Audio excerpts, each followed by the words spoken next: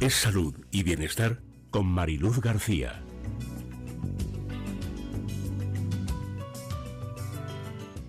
Muy buenas tardes, bienvenidos un lunes más a Es Salud Baleares. Hoy vamos a abordar un tema que no es que nos preocupe, es que casi que se ha puesto de moda iba a decir en los últimos meses, pero también en los últimos años, que es el tema de la nutrición. Para hacerlo, cuento aquí en el estudio con los doctores Alejo Martí, especialista en cirugía general y digestivo, y el doctor Teo Cabanes, especialista en medicina de la actividad física y del deporte. Buenas tardes a los dos y bienvenidos. ¿Qué tal? Buenas tardes. Buenas tardes, ¿qué tal? La nutrición es un tema que es muy importante. Muy de actualidad. Eso también.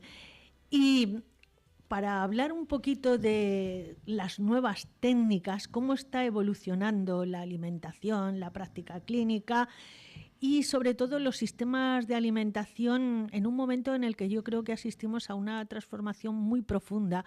Tengo al otro lado del hilo telefónico al doctor Giuseppe Rusolillo. Él es presidente honorífico de la Internacional de Nutrición y también de la Conferencia Mundial de Dietistas Nutricionistas. Recientemente, hace unos días, ADEMA ha celebrado la 5ª Semana Internacional de Nutrición y ahí se han abordado todos los temas relacionados con la alimentación y la importancia que tiene. Doctor Rusolillo, ¿qué tal? Bienvenido y buenas tardes. Encantado de estar con ustedes, un placer.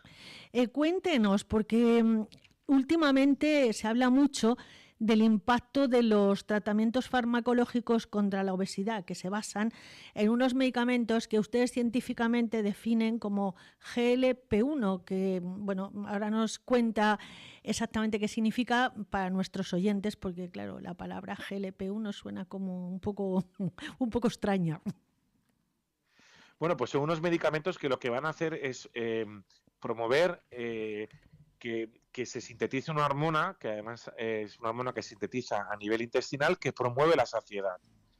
Estos medicamentos ya se habían probado y se han estado usando durante muchos años con pacientes diabéticos. Vieron que tenían un efecto importante a nivel del eje saciedad y una reducción de la pérdida de peso. Y en estos últimos años se han estado investigando ya para pacientes con obesidad hasta tal punto que ya se han generado y se han testeado nuevos fármacos que abordan el tratamiento de la obesidad, como puede ser el famoso Ozempic o también con la fórmula con la fórmula Wegovy, o también otros análogos del GLP-1 y GLP-2 como es el Monjabro, que son medicamentos inyectables que ayudan a controlar ese eje saciedad y por lo tanto ayudan a reducir el peso corporal. ¿Y hasta qué punto estos tratamientos son seguros? Porque además imagino que tienen que ser controlados por un especialista, que no es que vaya alguien a la farmacia, compre el Ozempic que se ha puesto muy de moda y se lo tome así sin más. Bueno, hay bastantes estudios.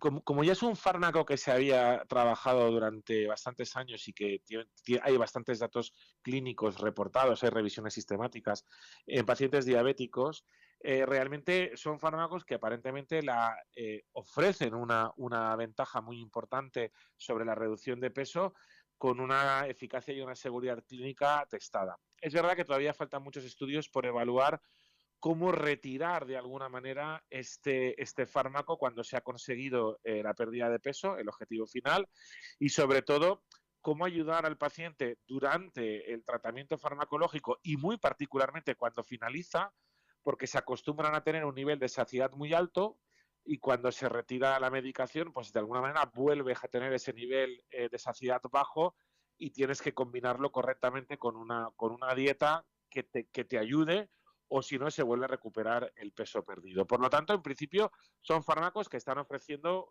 una buena seguridad y una buena eficacia. Tienen que estar totalmente prescritos por un médico. No se pueden comprar uno solo en la farmacia. Y decir que viene la era de los fármacos contra la obesidad. En los próximos años vamos a ver salir nuevos fármacos, incluso mucho más eficaces de los que hay ahora.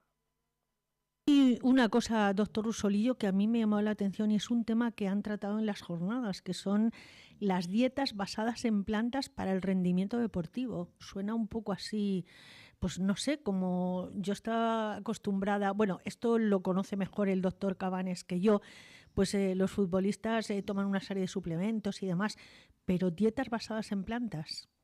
Cierto. Bueno, pues en estas jornadas hemos abordado la problemática de hemos visto las dietas basadas en plantas para deportistas, pero también los tratamientos dietéticos de estas personas que toman.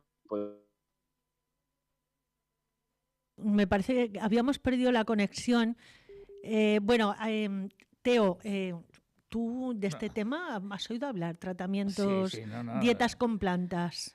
Sí, bueno, normalmente muchas cosas medicinales se extraen de las plantas, ¿no? Es decir, y normalmente pues hay plantas que sirven más para potenciar, estimular el efecto físico, como las hay porque otro problema de los deportistas es que no coinciden bien el sueño, si no duermen bien, no descansan bien, no rinden. Entonces hay plantas que también sirven para que puedan dormir más tranquilos y todas estas cosas, pues sí, es lo que pasa es que hay que tener mucho cuidado porque hay muchas plantas que dentro de la lista del dopaje pues dan positivo y entonces hay que estar seguro qué plantas son y saber que no estén dentro de estos listados que nos pueden provocar un susto al deportista. Claro, doctor Rusolillo, ¿esto lo tienen ustedes en cuenta? ¿O no?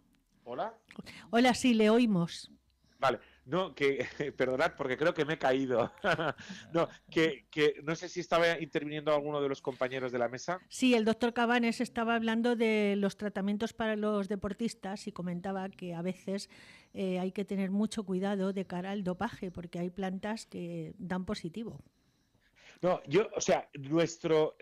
lo que hemos abordado en la semana entiendo que dé lugar un poco a confusión. Lo que estamos planteando es el tratamiento dietético o la alimentación basada en alimentos plant-based. Cuando estamos hablando de alimentos plant-based, estamos hablando de una alimentación más flexitariana o más vegetariana. Es decir, cómo el paciente deportista, que habitualmente se ha sentado en un tipo de alimentación basada en el consumo de alimentos de origen animal, como carnes, pescados, huevos, quesos, cómo es el rendimiento deportivo cuando se usan patrones dietéticos con alimentos de origen vegetal, es decir, donde la proteína principalmente procede de legumbres, de los cereales, y se han podido presentar estudios muy interesantes donde se puede ver que el rendimiento deportivo en pacientes deportistas que llevan una alimentación más vegetariana o más flexitariana es incluso mejor o mayor que en pacientes que usan de alguna manera un tratamiento dietético basado en alimentos de origen animal.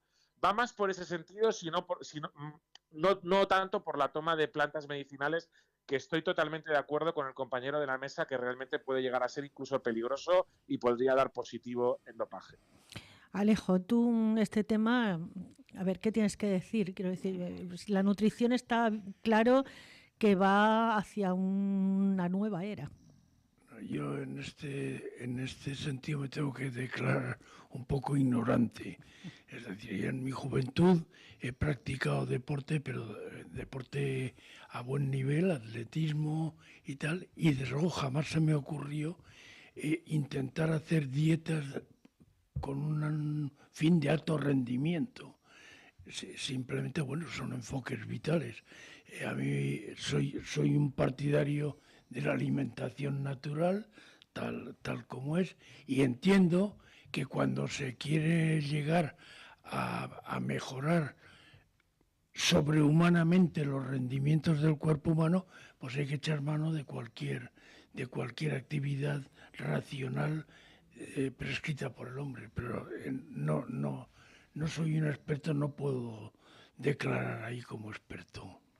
Y en cuanto al futuro, para el tratamiento de la obesidad, o sea, ¿cómo lo veis, doctor Rusolillo? Esto de las dietas me parece que tiene los días contados si tenemos en cuenta el tema de los medicamentos. Bueno, pues aparentemente es lo que estábamos visualizando, que posiblemente los tratamientos dietéticos perdieran todo el interés. Pero hemos podido poner de manifiesto en las jornadas de ADEMA que todo lo contrario.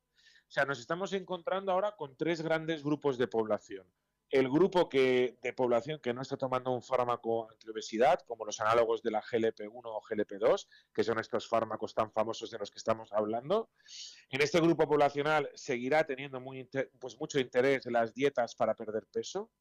Un segundo grupo cada vez más grande y muy importante de población que está en tratamiento con este tipo de fármacos. y un tercer grupo de población que está dejando de tomar estos fármacos.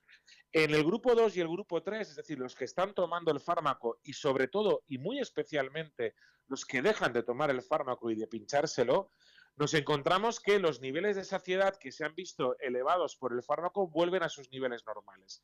En este tipo de pacientes, en el grupo 2 y el grupo 3, el promover la saciedad a través de la alimentación va a ser muy importante, porque estamos empezando a ver que si no se cuida la alimentación después de haberse administrado el fármaco, se vuelve a recuperar el peso perdido. Hasta tal punto que la industria alimentaria ya está diseñando alimentos que contienen sustancias y nutrientes que promueven de alguna manera la saciedad para este tipo de pacientes que dejan de tomar los fármacos. Por lo tanto, las dietas van a jugar un papel, sobre todo en el post y durante a nivel educativo. El paciente que durante el tiempo que toma el fármaco no aprende a comer correctamente, cuando deje el fármaco volverá a recuperar el peso perdido.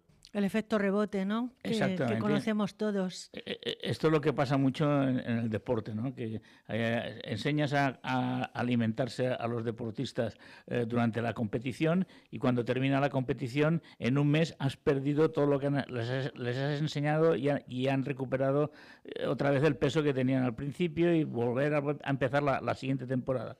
Es un drama el querer mentalizar a estas personas, que cuesta mucho y que hace falta de tiempo y de educación, sobre todo, que la gente sepa alimentarse bien. Alejo, ¿tú qué tienes que decir con esto? Pues ¿Te pinchas? En este tipo de ambientes me siento un poco deslocalizado. Sí, pues no solo en la nutrición, sino en la sociedad en la que vivo. Es decir, que el estado de ánimo tenga que depender de pastillas, o que la voluntad tenga que depender de pastillas, o que la nutrición tenga que estar específicamente programada, estoy fuera de ese tipo de mundo. Es decir, yo creo que hasta ahora ha habido ejemplos de nutrición maravillosos y con unas comidas perfectamente apetecibles, como era la zona del Mediterráneo.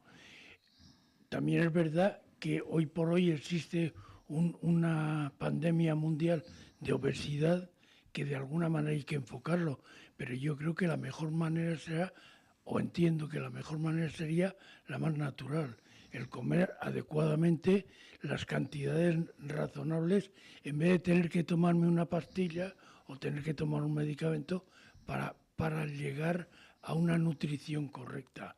No sé cómo, pero ahí la humanidad evidentemente tiene un problema y tiene que ser inteligente a la hora de encontrar la solución. Doctor Rusolillo, el doctor Martí me parece que no es partidario de los nuevos fármacos en ese sentido, ¿eh? Bueno, la verdad es que yo en el fondo pienso como él. Lo mejor sería poderlo hacer de una forma totalmente natural. Es decir, de la forma clásica que siempre se ha conocido, ¿no? Que es comer menos y hacer más ejercicio, ¿no? Pero es verdad que ya hay suficiente evidencia para percatarnos de que la obesidad es una patología mucho más compleja, que va mucho más allá de lo que es un balance energético negativo, de lo que sería comer menos. Hay personas que comen poco y pueden seguir teniendo obesidad. Entonces, el desarrollo de esta tecnología de fármacos puede ayudar a la población a poder bajar de peso y aprovechar esa oportunidad para aprender esa famosa dieta mediterránea de la que hacía mención el doctor, ¿no? También hay que decir que ha habido un cambio antropológico muy profundo. Si nosotros nos fuéramos a la Mallorca de hace 100 años, cualquier familia que se levantara pues no encendía la calefacción, ni lavaba la ropa en una máquina. El nivel de actividad física era muchísimo mayor y el valor que se le daban a los alimentos era incalculable. Hoy tienes acceso a una cantidad de alimentos importantísima, hay mucha menos actividad física que hace 100 años, por lo tanto, cuando hablamos de dieta mediterránea también tenemos que entender el estilo de vida que tenían esas personas. Replicar esas condiciones en el 2026 es complejo, teniendo el tipo de vida que llevamos. Por lo tanto, bueno, pues normal que de alguna manera la farmacología avance para poder ayudar. Aunque lo comparto, ¿eh? Lo ideal sería hacerlo lo más natural posible. Es evidente y conste en acta que soy consciente de lo que hay y que yo soy diabético desde hace muchos años. Estoy en tratamiento con Ozempic últimamente, pero tengo que decir que los 2 primeros años desde el diagnóstico de mi diabetes lo estuve controlando, bien controlada, exclusivamente con dieta. Perdí 25 kilos o así de peso. Y luego llegó un momento que con la dieta solo no era capaz, no era suficiente. Ya tuve que añadir fármacos contra la diabetes e incluso la insulina. Y desde luego que conste que estoy de acuerdo, es decir, o sea, que la sociedad no puede prescindir hoy día, como decía antes, de fármacos, pues psicofármacos, y que la evolución de la nutrición va en esa dirección. Pues yo creo que siempre será preferible tratar una nutrición incorrecta que lleva a la obesidad como sea, que no abandonarse, está claro, evidentemente.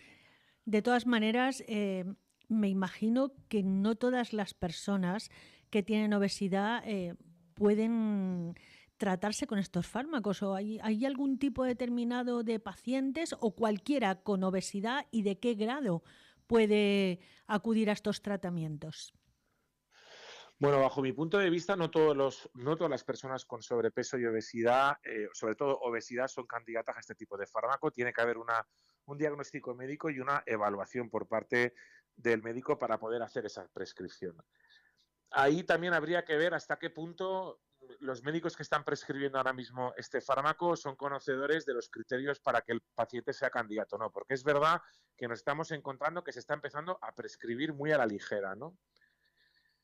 Por otro lado, hay algunas contraindicaciones. Pacientes que puedan haber tenido problemas de páncreas, de vesícula, no son candidatos a este tipo de fármacos.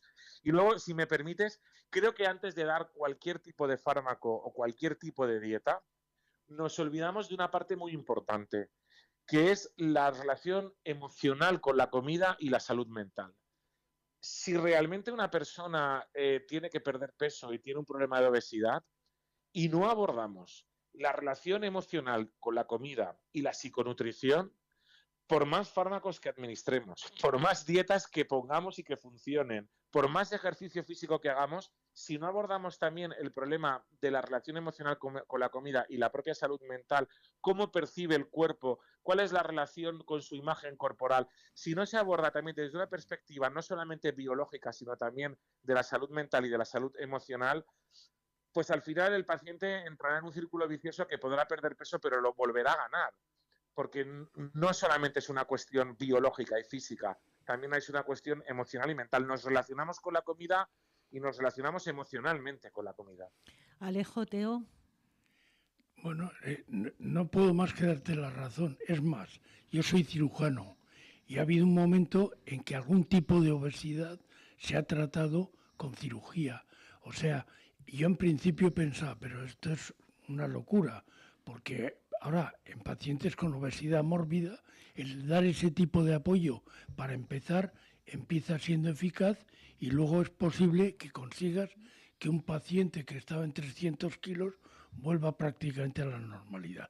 No lo sé. En cualquier caso, lo que he dicho antes, no me atrevo a hacer un pronóstico ni una crítica correcta, porque es un tema que desconozco bastante, pero de luego algo hay que hacer con el exceso de peso.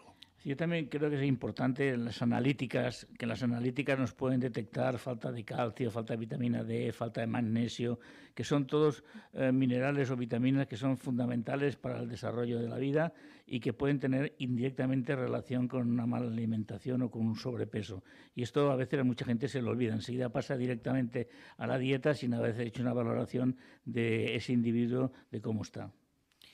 Doctor Rusolillo, imagino yo que estos tratamientos también tienen efectos secundarios, porque al fin y al cabo todo medicamento los tiene.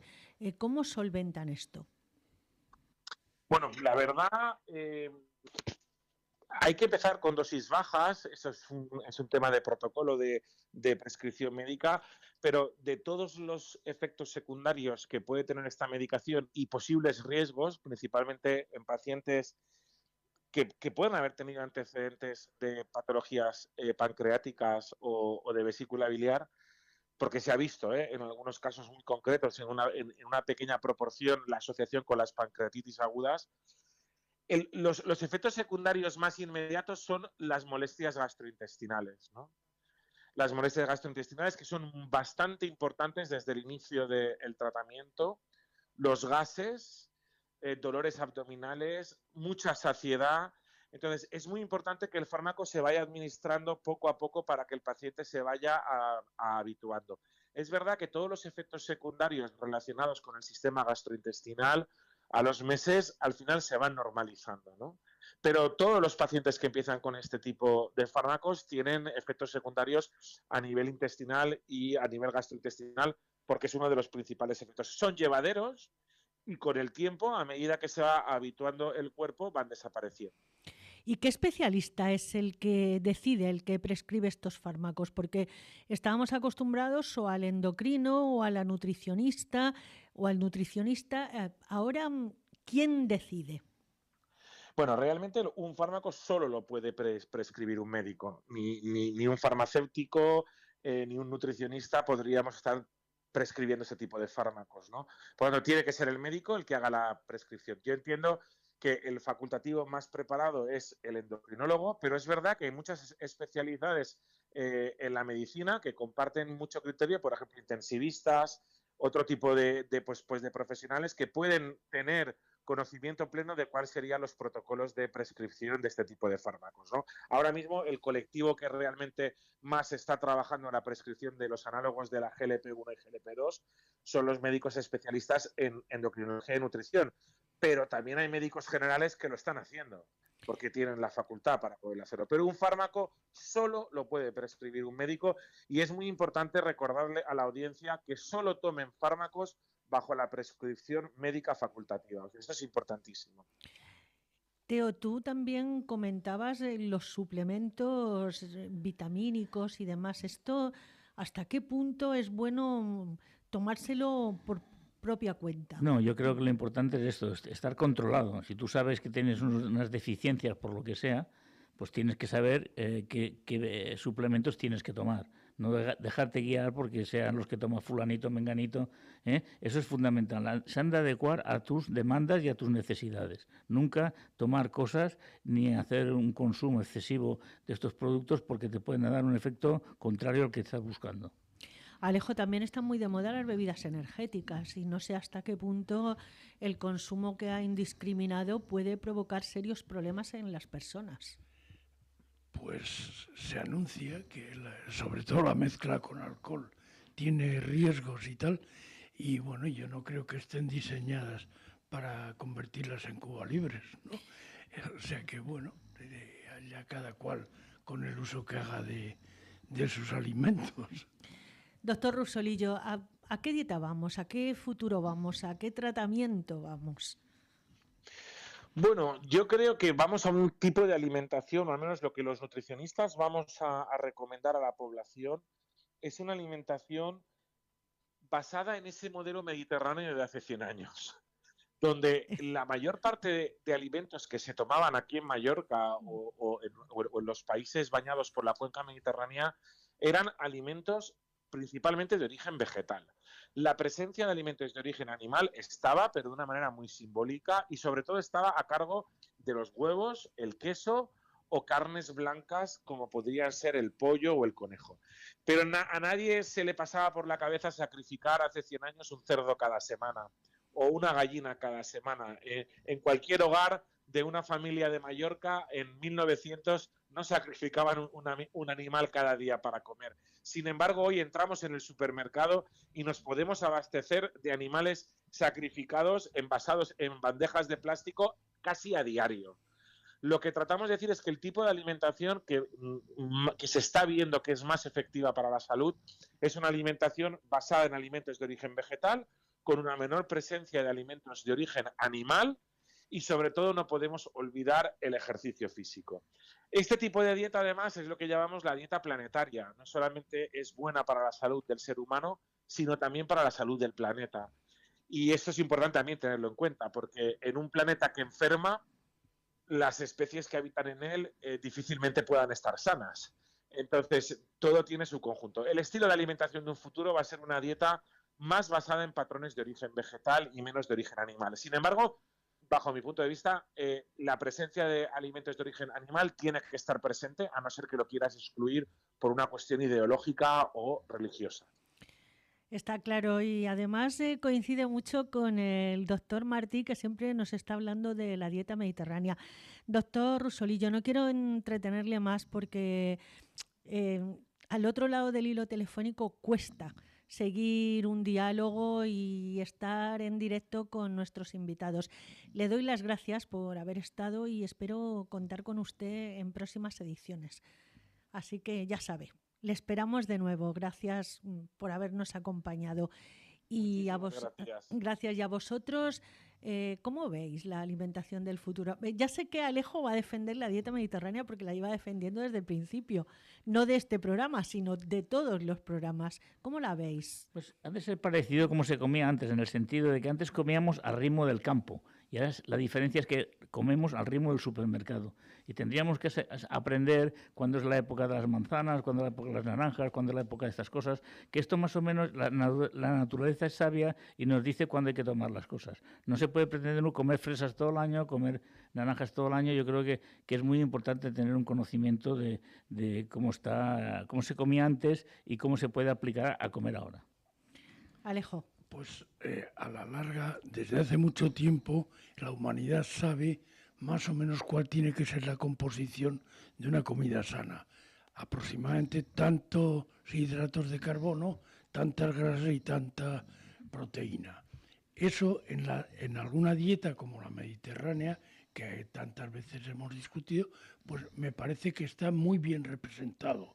Entonces, si hacemos además una extensión racional a la dieta mediterránea y aprovechamos más lo más aprovechable y reducimos más lo que nos parece excesivo, pues llegamos a una situación que ya la propia cultura nos dirige hacia ella, el tipo de platos y la presentación nos es agradable, pues yo creo que aprovechémosla.